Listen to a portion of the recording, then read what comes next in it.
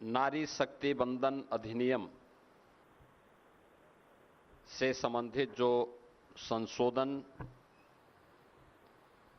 16 अप्रैल से 18 अप्रैल के बीच में संसद के विशेष अधिवेशन के दौरान जो दृश्य देश की संसद में इंडी गठबंधन से जुड़े हुए सभी यूपीए के घटक दलों का रहा है, उस आचरण पर आयोजित आज के इस विशेष प्रेस वार्ता के लिए केंद्रीय मंत्री माननीय श्रीमती अन्नपूर्णा देवी जी का आज यहां लखनऊ में आगमन हुआ है। मैं सबसे पहले उनका उत्तर प्रदेश के अपने सभी एनडीए के सहयोगी दलों के साथ और यहां के प्रमुख महिला जो हमारी प्रतिनिधि हैं, प्रदेश सरकार के मंत्री, प्रदेश सरकार में विभिन्न आयोग और बोर्डों के अध्यक्ष, अन्य पदाधिकारी, अन्य जनप्रतिनिधियों की ओर से मैं उनका हृदय से स्वागत करता हूं। मैं इस विशेष पीसी में आप सबका भी स्वागत करता हूं।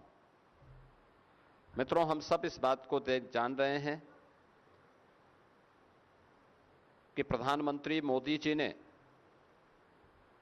2014 में देश की सत्ता जब अपने हाथों में ली थी, तब उन्होंने देश के अंदर एक बात बहुत स्पष्ट की थी। उन्होंने कहा था देश के अंदर 4 ही जातियां हैं, एक नारी है, एक गरीब है, एक युवा है और एक किसान है। भारत को कमजोर करने की नीयत से जिन लोगों ने जातिवाद के नाम पर अपने स्वयं के परिवार का भरण पोषण करके उनके लिए देश को लूटा है, स्वाभाविक रूप से उनके लिए यह एक चुनौती थी और चेतावनी भी। और इसीलिए उन्होंने हमेशा किसी भी ऐसे प्रोग्रेसिव कदम का जो प्रधानमंत्री मोदी जी के नेतृत्व में जब भी उठा है, कांग्रेस और उसके जितने भी पार्टनर हैं, उन सब ने हमेशा उस प्रोग्रेसिव सोच को और देश के हित के लिए उठाए जाने वाले कदम का विरोध करते रहे। आज के जो पीसी है, यह विशेष रूप से नारी शक्ति वंदन अधिनियम के दृष्टि से क्या कुछ हुआ और पब्लिक रिएक्शन क्या है, इसके बारे में आहूत की गई है। मित्रों, हम कह सकते हैं आधी आबादी के मन में विपक्ष के इस नारी विरोधी आचरण के बारे में भारी आक्रोश है और वह आक्रोश कांग्रेस और इंडी गठबंधन के सहयोगी दल Samajwadi party, RJD, TMC, DMK और अन्य उन दलों का जो इस पाप में भागीदार थे, उनके प्रति आधी आबादी के मन में यह आक्रोश आज देखने को मिल रहा है कि कैसे एक और प्रधानमंत्री जी के द्वारा उठाए जाने वाले एक एक समाज के, देश के हित में जो कदम उठाए गए हैं, उन कदमों में कैसे बैरियर के रूप में और उन कदमों को आगे बढ़ने से रोकने के लिए इंडी गठबंधन किस हद तक जाकर के षड्यंत्र करता है। 2023 में नारी शक्ति वंदन अधिनियम पारित हुआ था, लेकिन जब महिला संगठनों, सामाजिक संगठनों ने इस बात की मांग की कि यह अधिनियम 34 की बजाय 29 में लागू हो, तो उनकी मांग के अनुरूप प्रधानमंत्री जी ने सभी पक्षों से विचार विमर्श करने के उपरांत यूनियन गवर्नमेंट नारी शक्ति वंदन अधिनियम 2023 में आवश्यक संशोधन लेकर के आई। इसके लिए संसद का 16, 17, 18 को विशेष अधिवेशन भी हुआ। कुछ राज्यों ने इस बारे में मांग उठाई थी कि ऐसा न हो कि इसके माध्यम से उनके हक को कम कर दिया जाए। प्रधानमंत्री जी ने नारी शक्ति वंदन अधिनियम विधेयक 2023 में पारित करते समय तय किया था कि भाई किसी का हक नहीं छीना जाएगा। ये 33% आरक्षण जो हम अपनी माताओं बहनों को उपलब्ध करवा रहे हैं, इसके लिए इतनी अतिरिक्त सीट हम लोकसभा में और विधानसभा में बढ़ाएंगे। जब इधर ये बात चर्चा में आई कि दक्षिण भारत के राज्य मांग उठा रहे हैं कि साहब हमारा हक कम होगा, तो प्रधानमंत्री जी ने इस बात के लिए और माननीय गृह मंत्री जी ने भी इस बात के लिए आश्वस्त किया कि 2011 की जनगणना के अनुसार जो व्यवस्था है उसी के तहत जैसे अन्य राज्यों में, उत्तर के राज्यों में, पूरब के राज्यों में बढ़ेंगे, वैसे ही दक्षिण के राज्यों में भी वह अनुपात उसी अनुपात में यह बढ़ेगा। हक किसी का कम नहीं होना है, केवल एक ही इच्छा है कि सारा सदन मिलकर के भारत की नारी को सुरक्षा, सम्मान और स्वावलंबन के प्रतीक नारी शक्ति वंदन अधिनियम को इस संशोधन के साथ पारित करके 2029 में उनका अधिकार दे दे। लेकिन जो दृश्य वास्तव में सदन के अंदर इंडी गठबंधन का रहा है, Congress, Samajwadi party, TMC, DMK का रहा है, यह पूरी तरीके से एक बार उस दृश्य की ओर ध्यान आकर्षित करता है जो भरी सभा में द्रौपदी का चीरहरण जैसा दृश्य था। किस प्रकार की टिप्पणी और गैर जिम्मेदाराना टिप्पणियां विपक्ष के द्वारा की गई और किस प्रकार का आचरण किया गया, यह किसी से छुपा हुआ नहीं है। और इसीलिए मैं आज के इस माध्यम से बताना चाहता हूं कि इन सब आश्वासनों के बावजूद सर्वसम्मति से कार्य होता तो स्वाभाविक रूप से पूरे सदन को इसका श्रेय मिलता, नारी को उसका सम्मान, उनकी सुरक्षा और स्वावलंबन के लिए जो कदम उठाए जा रहे थे यह हक मिलता जो उसका स्वाभाविक अधिकार है। लेकिन इसमें जो बातें की गई, लोगों ने ऐसे मुद्दों को लाने का प्रयास किया, जैसे समाजवादी पार्टी ने उसमें मुद्दा छेड़ा कि इसमें मुस्लिम महिलाओं को आरक्षण क्यों नहीं मिल पा रहा है। देखो, ये संविधान की दुहाई देते हैं, लेकिन बाबा साहब भीमराव अंबेडकर की भावनाओं की प्रतिकूल आचरण इनका यहां पर भी देखने को मिला। याद करिए, जब भारत का संविधान निर्माण हो रहा था, उस समय संविधान निर्माण होते समय भी धर्म के आधार पर आरक्षण देने की मांग उठी थी। सर्वसम्मति से इसका वहां पर सभी पक्षों ने विरोध किया था।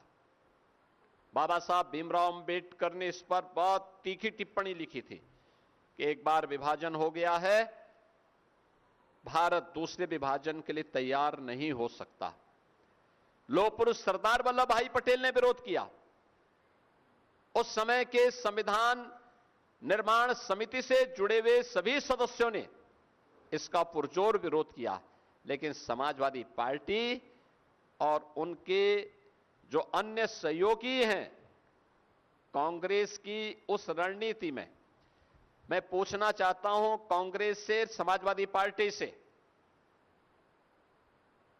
कि महिला आरक्षण से जुड़ा हुआ यह मुद्दा जो नारी शक्ति बंधन अधिनियम के माध्यम से पारित हुआ था, इसमें पुरुष का हक नहीं मारा जा रहा था, लेकिन महिला सशक्तिकरण के लिए एक बहुत ही प्रोग्रेसिव सोच के साथ यह कदम उठाया गया था। आज जब आप मुस्लिम महिलाओं की बात करते हैं, वे तब कहां थे जब साबानो प्रकरण में कांग्रेस की सरकार ने मुस्लिम महिलाओं के अधिकार को पूरी तरह उन्हें वंचित करने का प्रयास किया। याद करिए, ये इंडी गठबंधन है। जब प्रधानमंत्री मोदी जी ने साबानो प्रकरण में कांग्रेस के इस पाप का परिमार्जन करने का कार्य किया था और उस समय प्रधानमंत्री जी ने देश के अंदर ट्रिपल तलाक पर पूरी तरह प्रतिबंध लगाया। भारत का कानून शादी ब्याह के लिए भारत के प्रत्येक नागरिक पर समान रूप से लागू होगा। तब ट्रिपल तलाक के खिलाफ बनाए गए कानून का भी कांग्रेस और इंडी गठबंधन के जितने भी अन्य सहयोगी हैं, समाजवादी पार्टी, टीएमसी, डीएमके, इन सब ने तब भी विरोध किया था। यह इनका दोहरे आचरण को प्रदर्शित करता है। ऐसा नहीं कि इन लोगों को देश के अंदर सत्ता में रहने का अधिकार न प्राप्त हुआ हो। आज जो लोग महिलाओं के हक की बात की दुहाई देते हैं, उनसे पूछा जाना चाहिए, कांग्रेस और इंडी गठबंधन को देश के अंदर सबसे अधिक समय तक शासन करने का अवसर प्राप्त हुआ, सबसे अधिक समय तक। लेकिन जिन चार जातियों का उल्लेख प्रधानमंत्री मोदी जी ने किया, नारी के लिए भारत की आधी आबादी, गरीब के लिए,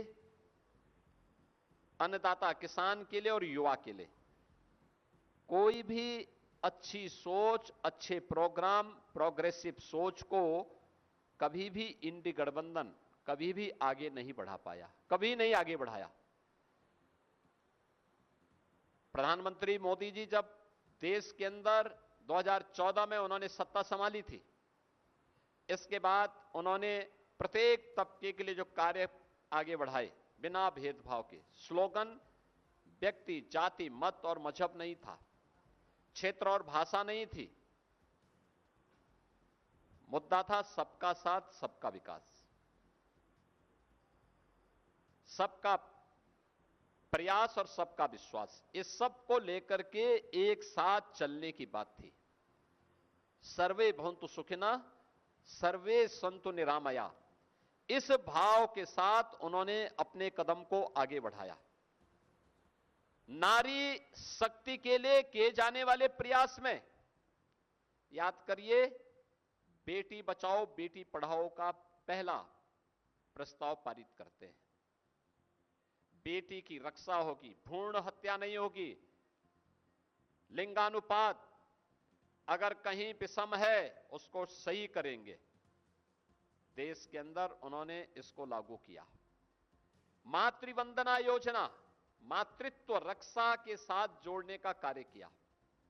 बेटी गर्भ में भी सुरक्षित रहेगी और उसका बाहर आने पर उसका टीकाकरण हो, इसके लिए भी उन्होंने इंद्रधनुष जैसे प्रोग्राम चलाए। परिणाम क्या रहा? मातृ मृत्यु दर और शिशु मृत्यु दर में बेहतरीन रिजल्ट सामने आए। ये कदम प्रधानमंत्री जी के द्वारा उठाए गए उन कदमों का हिस्सा है। बेटी को शिक्षा में अधिकार मिलना चाहिए। जब डबल इंजन की सरकार उत्तर प्रदेश में आई, हम लोगों ने मुख्यमंत्री कन्या सुमंगला योजना चलाई। बेटी पैदा होने के साथ ही उसके नाम पर एक निश्चित धनराशि उसके अकाउंट में जाती है। बेटी 1 वर्ष की होगी, सभी प्रकार के टीकाओं से आच्छादित है, एक निश्चित राशि उसके अकाउंट में जाती है। बेटी पहली क्लास 5 वर्ष की होगी और पहली क्लास में जाएगी, रजिस्ट्रेशन के साथ ही वह निश्चित धनराशि उसके अकाउंट में चली जाती है। बेटी 5वीं पास करके 6ठी में जाएगी, रजिस्ट्रेशन के साथ ही एक निश्चित धनराशि उसके अकाउंट में जाती है। बेटी 8वीं पास करेगी, रजिस्ट्रेशन के साथ ही एक निश्चित धनराशि उसके अकाउंट में जाती है। यानी जन्म लेने से लेकर के हाई स्कूल तक की पढ़ाई और उससे ऊपर की पढ़ाई के लिए 25,000 का पैकेज उस बेटी को उत्तर प्रदेश सरकार की, उत्तर प्रदेश के डबल इंजन की एनडीए की सरकार उपलब्ध करवा रही है। 26 लाख बेटियां वर्तमान में इस योजना से लाभान्वित हो रही हैं। 17 के पहले इस प्रकार की कोई स्कीम यूपी के अंदर नहीं थी। मातृवंदना योजना, जो प्रधानमंत्री मातृत्व रक्षा करने के लिए जो स्कीम प्रधानमंत्री जी ने दी, इस स्कीम के अंतर्गत हर वर्ष 500 से 600 करोड़ रुपए उन माताओं को उपलब्ध करवा रहे हैं जो सुरक्षित गर्भ जिनका रहे और आने वाली पीढ़ी सुरक्षित हो, स्वस्थ हो। वह अभियान मजबूती के साथ यूपी के अंदर, देश के अंदर वर्तमान में चल रहा है। याद करिए, महिला सशक्तिकरण के लिए अगर किसी परिवार के पास आवास नहीं है तो सबसे ज्यादा पीड़ित होती है उस परिवार की महिला। किसी परिवार के पास शौचालय नहीं है, सबसे ज्यादा पीड़ित होती है उस परिवार की महिला। जिस परिवार के पास उज्ज्वला योजना का कनेक्शन नहीं था, बरसात में या अन्य सीजन में उस परिवार को भोजन बनाने के लिए न केरोसिन उपलब्ध हो पाता था और न ही ईंधन का कोई उपलब्ध हो पाता था। भीगी हुई लकड़ी में या कोयले में भोजन बनाने के लिए मजबूर होती थी, या गोबर के गोईठे में, सूखे हुए गोबर में भोजन बनाने के लिए मजबूर होना पड़ता था। आंखों में आंसू होते थे, लंग्स खराब होता था। पहली बार हुआ देश के अंदर 12 करोड़ परिवारों के लिए एक एक शौचालय बना। इस शौचालय स्वच्छता का तो मानक तय किया ही, नारी गरिमा की रक्षा भी इस शौचालय ने की है प्रधानमंत्री मोदी जी के कारण। तमाम संक्रामक बीमारियां होती थीं, इंसेफ्लाइटिस उनमें से एक है। स्वच्छ भारत मिशन के कारण आज उस बीमारी को हम नियंत्रित करने में सफल हुए। 4 करोड़ गरीबों के लिए एक एक आवास बना। हर नारी अपने बच्चों को और अपने परिवार को एक सुरक्षित छत देने में सफल हो सकती है। यह प्रधानमंत्री आवास योजना के माध्यम से आज देखने को मिला है। उत्तर प्रदेश में 65 लाख लोगों को इस सुविधा का लाभ प्राप्त हुआ। 65 लाख गरीब परिवारों को इस सुविधा का लाभ प्राप्त हुआ है। इसी प्रकार से अगर आप देखेंगे, उज्ज्वला योजना में कनेक्शन, देश के अंदर 11 करोड़ परिवार इस योजना का लाभान्वित हुए हैं। और उत्तर प्रदेश के अंदर, देश के अंदर 11 करोड़, उत्तर प्रदेश के अंदर 1 करोड़ 90 लाख परिवार इस योजना से लाभान्वित हुए हैं। यानी लंग्स की बीमारी से भी मुक्ति, किसी भी सीजन में एलपीजी की समस्या नहीं होगी, इसकी भी गारंटी ये मोदी की गारंटी के तहत उन्हें उपलब्ध हो पाई। ऐसे ही घरौनी स्कीम के अंतर्गत जिस घर में, जहां पे किसी गरीब का घर ग्रामीण क्षेत्र में बनता था, वहां पे लगभग 95 से 98% लैंड एक ग्राम की आबादी की लैंड होती थी। किसी गरीब का घर उजड़ता था, दोबारा मकान नहीं बनाने दिया जाता था। दबंग लोग उस पे हावी होते थे। पहली बार भारत के इतिहास में हुआ है जब 3 करोड़ परिवारों को ग्रामीण अभिलेख, घर के अभिलेख उपलब्ध हुए हैं। उनमें से 1 करोड़ से ज्यादा लोगों को अकेले उत्तर प्रदेश के अंदर अभिलेख प्राप्त हुए प्रधानमंत्री मोदी जी के कारण। और ये जितने भी घरौनी दिए गए हैं, ये घर की महिला सदस्य के नाम पर दिए गए हैं। याद करिए, देश के अंदर 50 करोड़ लोग आयुष्मान भारत की सुविधा का लाभ प्राप्त कर रहे हैं। उत्तर प्रदेश में 10 करोड़ लोग सीधे सीधे इस योजना का लाभ प्राप्त कर रहे हैं। यानी उत्तर प्रदेश आयुष्मान भारत में 5 लाख रुपए की स्वास्थ्य बीमा का कवर। परिवार में कोई बीमार होता था, प्रताड़ित और पीड़ित महिला होती थी, लेकिन वो बेचारी जैसे तैसे कर्जा लेकर के या अपना जेवर गिरवी रख करके पहले की सरकारों में वह उपचार अपने परिवार के सदस्यों की कराती थी। आज 5 लाख का आयुष्मान भारत की गारंटी उसको मोदी जी की गारंटी के रूप में उपचार के लिए उपलब्ध हुआ है। ऐसे बेसिक शिक्षा परिषद में यूपी के अंदर 1 करोड़ 90 लाख बच्चों को 2 uniform, bag, book, shoes, socks, sweater, ये सभी उपलब्ध करवाने का कार्य डबल इंजन की सरकार उन्हें उपलब्ध करवा रही है। बेटी शादी योग्य हो गई है। मुख्यमंत्री सामूहिक विवाह योजना में बेटी की शादी के लिए 1 लाख रुपए देंगे। अब तक हम 6 लाख से अधिक बेटियों की शादी इस स्कीम के अंतर्गत कर चुके हैं। निराश्रित महिला पेंशन, वृद्धजनों के लिए, दिव्यांग जनों के लिए मिलने वाली पेंशन, किसी परिवार में दुर्भाग्य से कोई महिला निराश्रित हो जाती है, कोई महिला निराश्रित हो जाती है, बुजुर्ग हो जाती है, कोई पुरसा हाल नहीं था।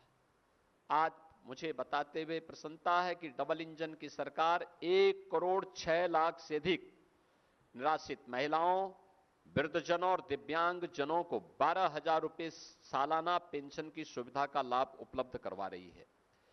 यानी ये कदम वे हैं जो डबल इंजन सरकार के द्वारा उठाए गए वे कदम थे नारी गरिमा के लिए, नारी सुरक्षा के लिए, नारी सम्मान के लिए।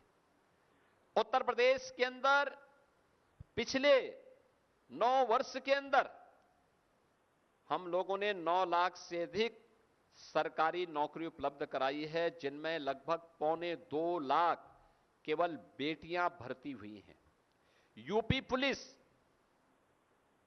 1947 से लेकर 2017 तक यूपी पुलिस में महिला कार्मिकों की संख्या मात्र 10,000 थी, और आज मुझे बताते हुए प्रसन्नता है कि यूपी पुलिस में महिला कार्मिकों की संख्या वर्तमान में 44,000 से अधिक है।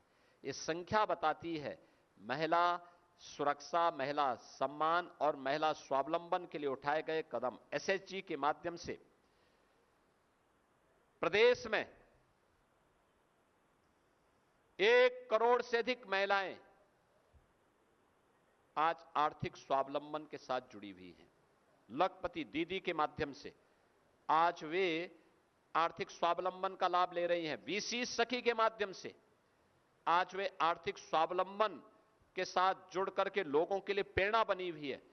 बलेनी मिल्क प्रोड्यूसर हो, आगरा, लखनऊ, वाराणसी, गोरखपुर में मिल्क प्रोड्यूसर के कार्यक्रम ये आर्थिक महिला स्वावलंबन के बेहतरीन उदाहरण हैं। ये चीजें दिखती हैं जब सरकार के द्वारा कोई इनिशिएटिव लिया जाता है तो उसके परिणाम भी सामने आते हैं, उसको उस रूप में आगे बढ़ाया जाता है। ओडीओपी स्कीम के अंतर्गत, 1 डिस्ट्रिक्ट 1 प्रोडक्ट स्कीम के अंतर्गत वर्तमान में 96 लाख एमएसएमई यूनिट यूपी के अंदर कार्य कर रहे हैं। ये 96 लाख एमएसएमई यूनिट में कार्य करने वाली आधी आबादी महिलाओं की है। यूपी में वर्तमान में 21,000 से अधिक स्टार्टअप काम कर रहे हैं। डबल इंजन सरकार के प्रयास का परिणाम है कि आधे से अधिक स्टार्टअप हमारी नारी शक्ति के द्वारा संचालित है। पिछले 11-12 वर्ष में प्रधानमंत्री मोदी जी के नेतृत्व में कौन ऐसा सेक्टर है जिसमें महिलाओं को नेतृत्व न मिला हो? शिक्षा, स्वास्थ्य, एग्रीकल्चर, डिफेंस और जीवन के टेक्नोलॉजी का क्षेत्र हो, हर एक सेक्टर में आज ये संख्या है। और पहली बार हुआ है भारत के अंदर आजादी के बाद पहले आम चुनाव से लेकर अब तक भारत की संसद में महिला जनप्रतिनिधियों की संख्या सबसे अधिक है। यह संख्या वर्तमान में लगभग 15% है। 78 महिला एमपी वर्तमान में देश की संसद में हैं, लेकिन इस संख्या को 33 और 50% तक पहुंचाने के लिए प्रधानमंत्री मोदी जी की एक अभिनव जो प्रयास था, उस प्रयास में बैरियर बना है इंडी गठबंधन, Congress, Samajwadi party, RJD, TMC, DMK. मित्रों, इन दलों के पास अपने पाप के परिमार्जन का एक अवसर था। उत्तर प्रदेश में समाजवादी पार्टी को आप जब नाम लेते हैं तो यहां तो पहले से ही चर्चा होती है, देख सपाई बिटिया घबराई। यानी स्टेट गेस्ट हाउस कांड, इनके पास अपने उस पाप को धोने का एक अवसर था। इनको इस अधिनियम को पारित करने में अपना योगदान देना चाहिए था, लेकिन दुर्भाग्य है कि लोग बैरियर बने रहे और बैरियर बनकर के बस होने नहीं देना है, होने नहीं देना है। यानी सब कुछ इनको और इनके परिवार को मिले, किसी नारी को ना मिले, किसी गरीब को ना मिले, किसी युवा को ना मिले, किसी किसान को ना मिले। इनकी यही युक्ति रहती है और उसके लिए इनके हमेशा से यही प्रयास चल रहे हैं और इसीलिए ये लोग संसद की कार्रवाई में हमेशा बाधक बनते हैं।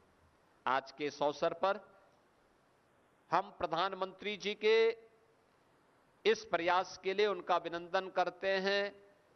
उनके प्रयासों के लिए बिना रुके, बिना डिगे, बिना थके, उनके नेतृत्व में देश जिस मजबूती के साथ आगे बढ़ रहा है और उसमें समाज के प्रत्येक तबके के लिए उन्होंने जो कार्य किए हैं और जो कदम बढ़ाए हैं, उत्तर प्रदेश आबादी का सबसे बड़ा राज्य होने के नाते पूरा उत्तर प्रदेश प्रधानमंत्री मोदी जी के साथ खड़ा है, उनका आभार व्यक्त करता है, उनका अभिनंदन करता है, उनके इस प्रयास की सराहना भी करता है। और इस अवसर पर उत्तर प्रदेश की नारी शक्ति के मन में जो आक्रोश है कांग्रेस और इंडी गठबंधन के प्रति, उनके कृत्यों के प्रति, उस आक्रोश में पूरा एनडीए एकजुट होकर के उत्तर प्रदेश की आधी आबादी के साथ खड़ा है। हम उनके साथ खड़े हैं। ये लगातार धरना प्रदर्शन आंदोलन प्रारंभ हुए हैं, लोकतांत्रिक तरीके से सारे कार्यक्रम चल रहे हैं। कांग्रेस को, समाजवादी पार्टी को और इंडी गठबंधन के अन्य दलों को, टीएमसी, डीएमके, इन सभी को आधी आबादी से माफी मांगनी चाहिए, अपने इस कृत्य के लिए माफी मांगनी चाहिए। उनका यह कृत्य अक्षम्य है। आधी आबादी उन्हें किसी भी स्थिति में उन्हें माफ नहीं करने वाली है और मैं देश भर की आधी आबादी से, सभी बहनों से, सभी बेटियों से इस बारे में अपील करूंगा। यह महिला विरोधी आचरण, नारी विरोधी आचरण वास्तव में विकास को अवरुद्ध करने का है। महिला जिन क्षेत्रों में आगे बढ़ी है, जब भी उसे आगे बढ़ने का अवसर प्राप्त हुआ है और उसके हाथ में लीडरशिप आई है, हम लोगों ने बहुत सारे रिफॉर्म वहां पर होते हुए देखे हैं। शिक्षा के क्षेत्र में, स्वास्थ्य के क्षेत्र में, पोषण के क्षेत्र में, स्वावलंबन के क्षेत्र में ढेर सारे परिवर्तन वहां पर होते हुए दिखाई दिए हैं। बहुत सारे सेक्टर ऐसे हैं जहां पर वे बेहतरीन करती हैं, अच्छा परफॉर्म करती हैं। यूपी का एमएसएमई सेक्टर हमारी नारी सशक्तिकरण का एक बेहतरीन उदाहरण है। उत्तर प्रदेश के अंदर नारी गरिमा के प्रतीक वे सभी सेक्टर बने हैं जहां पर वह बेहतरीन लीडरशिप दे सकती है। और आज का यह अवसर उसी दृष्टि से अत्यंत महत्वपूर्ण है कि उनकी इस लीडरशिप को इंडी गठबंधन ने बाधित किया है, उसमें बैरियर बनी है। कांग्रेस और समाजवादी पार्टी और उनके अन्य सहयोगी दलों का यह कृत्य अक्षम्य है। भारत की नारी शक्ति कभी भी इसको स्वीकार नहीं करेगी, बर्दाश्त नहीं करेगी और इसके खिलाफ नारी शक्ति के द्वारा जो भी कदम उठाए जाएंगे, पूरा एनडीए गठबंधन उनके साथ खड़ा है। आज की इस प्रेस कॉन्फ्रेंस के माध्यम से हम सब इस बात के लिए उत्तर प्रदेश की अपनी सभी बहनों को, सभी बेटियों को इस बात के लिए आश्वस्त करते हैं कि उनके द्वारा जो भी कदम उठाए जाएंगे, हम उनके साथ में कदम से कदम मिला करके चलेंगे और उन्हें हर प्रकार का सपोर्ट देंगे, संबल देंगे। मैं आज के इस अवसर पर, आज की इस विशेष प्रेस कॉन्फ्रेंस में आप सब आए, दिल्ली से अपने व्यस्ततम समय से निकाल करके यहां पर केंद्रीय महिला और बाल विकास विभाग मंत्रालय की मंत्री माननीय अन्नपूर्णा देवी जी यहां पर आई हैं। मैं उनका हृदय से स्वागत करता हूं और विश्वास दिलाता हूं कि कांग्रेस और उनके सहयोगियों के इस प्रकार के कृत्य के खिलाफ नारी शक्ति जो भी कदम उठाएगी, पूरा एनडीए गठबंधन, जिसमें हमारे प्रदेश अध्यक्ष जी भी यहां पर आए हैं, अपना दल है, सोहेलदेव राजभर पार्टी, निषाद पार्टी, राष्ट्रीय लोक दल, ये सभी एनडीए के जितने भी हमारे सहयोगी हैं, सभी लोग आज यहां पर आए हैं।